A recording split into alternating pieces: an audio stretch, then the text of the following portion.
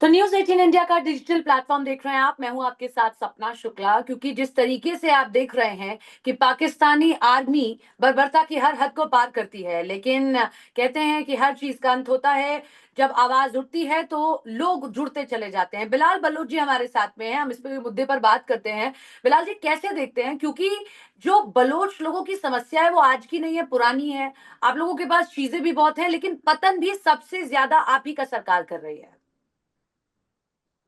नहीं, देखें, ये बात कोई कानूनी बात तो नहीं है। इसकी हम्म, शुरुआत तो उस वक्त से शुरू हुआ जब ये पाकिस्तान बना, हम्म, बल्कि बनाया गया। जब अंग्रेजों ने इसको बनाया हम्म, तो उस वक्त से ही बलोचों ने कहा कि हमें इनके साथ नहीं रहना है, हम्म, क्योंकि हमारे बड़ों को पता था कि हम्म, ये मुल्क के लोग और इस तरह के इतने मतलब एक मतलब एक झुंड, जिसको अब मैं कौम तो नहीं है पाकिस्तानी, अगर ये कहे कि मुझे हिंदुओं के साथ नहीं रहना है, हम्म, ये नफरत है ना। ये नफरती लोगों के साथ हमें नहीं रहना है।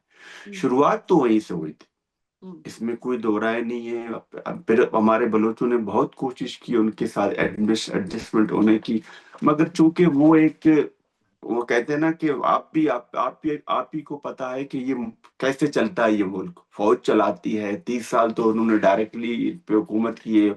उसके बाद दो चेहरे लेके आती है, कभी किसी को लेके आती है, कभी किसी को तो कम टू द पॉइंट, उसी दिन से हमें इनके साथ नहीं रहना था। नहीं, ना ही हम चाह रहे हैं कि हमें इनके साथ रहना है।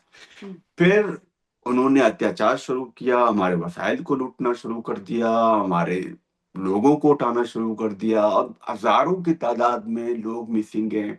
वहां पे कोई पॉलिटिकल सिस्टम नहीं लाने देते, किसी को बात करने नहीं देते, किसी जर्नलिस्ट को मतलब कुछ भी नहीं करने देते। मतलब हजारों की तादाद में आपने लोगों को मिसिंग किया हुआ है। वहां के जो मकामी लोग हैं, आपने उनके वसाइल को लूट के अपने एम्पायर पंजाब में खड़े किए। ट्रिलियन ट्रिलियन रुपीस आपने यहाँ से बलूचिस्तान से गैस से कमाए, उनके मिनरल से कमाए।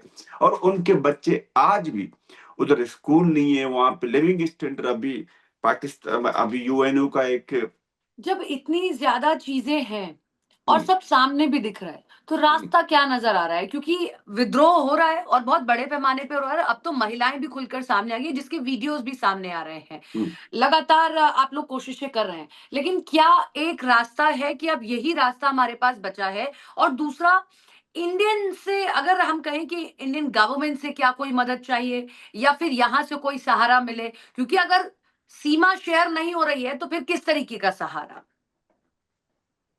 देखिए, एक चीज आपको समझनी पड़ेगी कि आप किसी को भी बंदूक की जोर पे अपने गुलाम नहीं बना सकते। हम्म, और दूसरी बात जो आप कह रहे थे कि और चारा क्या है, चारा देखिए, मौजूद मुल्कों में ऐसा होता है कि लोग प्रोटेस्ट करते हैं, पॉलिटिकल पार्टीज बनते हैं। ये पाकिस्तान तो ऐसा मुल्क है कि वहां पे बलूचों को तो एक साइड पे रखे, वहां के जो अपने पॉलिटिकल पार्टीज है उनको हुकूमत करने नहीं दिया जाता, वहां के इलेक्शन को चुराया जाता है, वहां के एक प्राइम मिनिस्टर को उनकी बहनों से मिलाने नहीं दिया जाता है। तो आप ये समझ सकते हैं कि वहां पे हालात किस नहज पे पहुंच चुके हैं।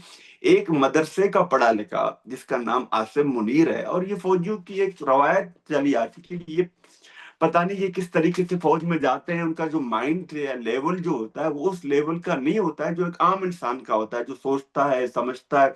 और वैसे फौज का काम की हुकूमत करना नहीं होती है दुनिया में। फौज का काम चौकीदारी करना होता है। जबकि इस मुल्क की बदकिस्मती, इस लोगों की, माशरे की बदकिस्मती की यहाँ पे वो करते हैं। अब जो आपने बात जो पूछी है कि अब क्या करना है, मैं आपसे पहले भी कह चुका हूँ, बंदूक की नोक पे, बंदूक की जोर पे आप अत्याचार करके, मजालम करके, इन्होंने बांग्लादेशियों के साथ नहीं किया था ऐसा? हम्म, ये नहीं किया था। हम्म, तो मतलब क्या कुछ नहीं किया, उनके बच्चों के साथ रेप किया, उनको मारा पीटा।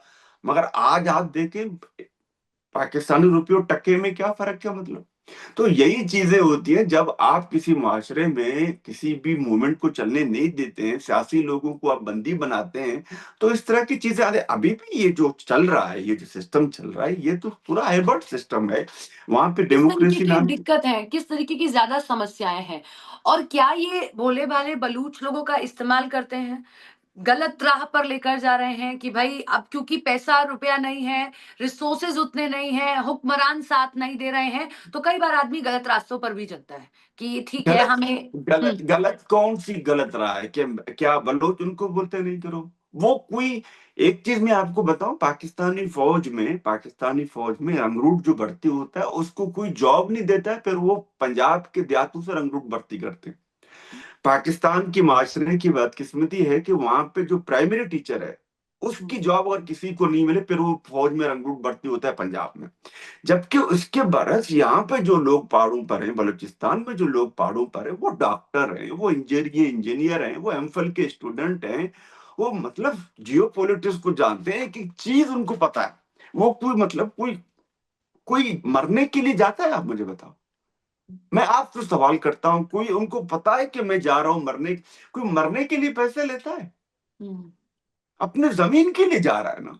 वो कोई मतलब कोई कोई मजहबी दहशतगर्द, मतलब वो जो जाते हैं जो लोगों को मारते हैं, उनको दहशत फैलाना होता है, लोगों को मारते हैं। यहाँ पे आपने देखा, कल ये गए थे, उन्होंने किसी लोगों को, आम लोगों को मारा?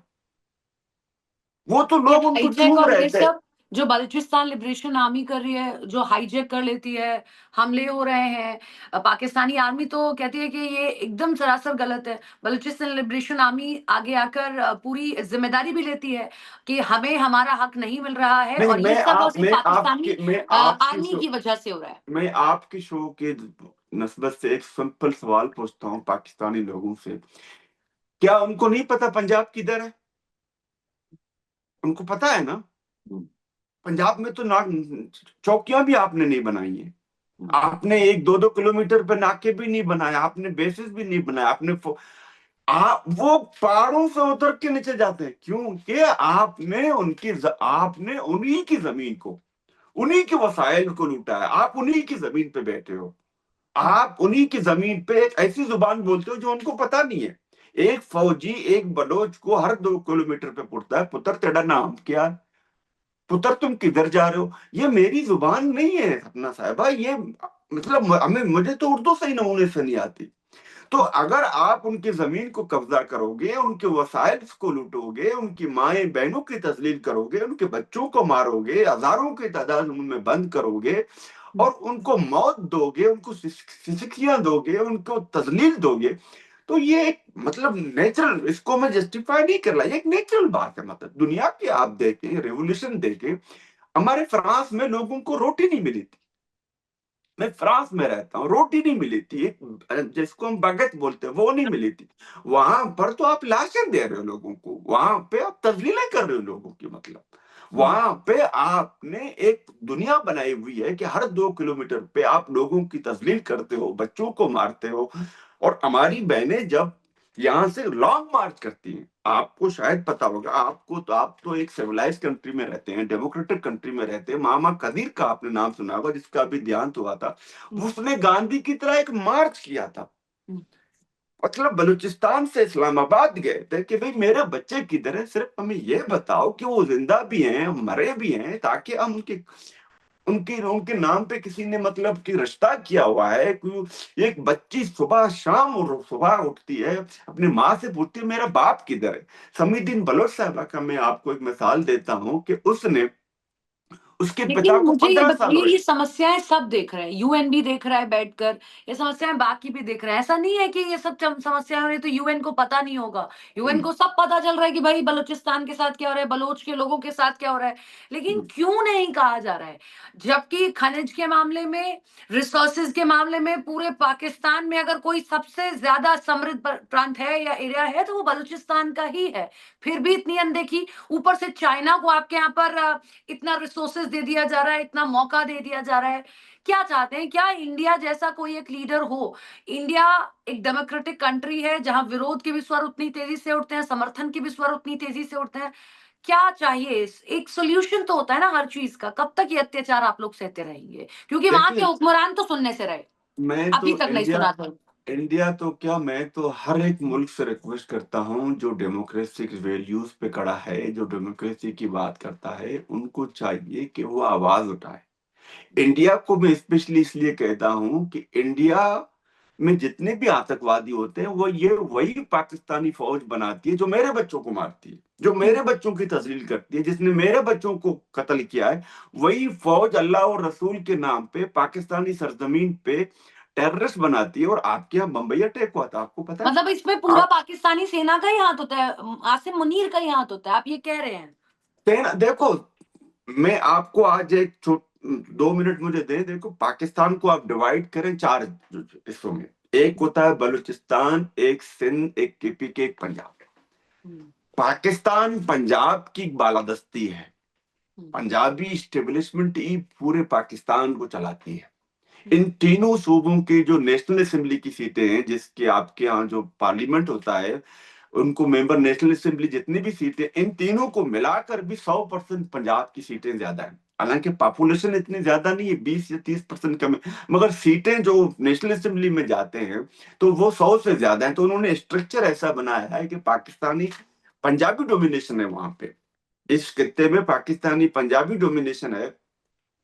अब जब हम बात करते हैं, अभी आप देख लीजिएगा कि पाकिस्तान में पंजाब की मीडिया हो, चाहे वो पंजाब के साफी हो या पंजाब के मुफक्किर हो, सब के सब पढ़े लिखे लोग हैं। ये नहीं कि मैं नहीं कहता पढ़े लिखे लोग नहीं, मगर सब के सब, माजरत, ये पता नहीं ये बदकिस्मती इस माशरे की, पहले वो पंजाबी हैं, फिर जर्नलिस्ट हैं, फिर वो मुफक्कर हैं।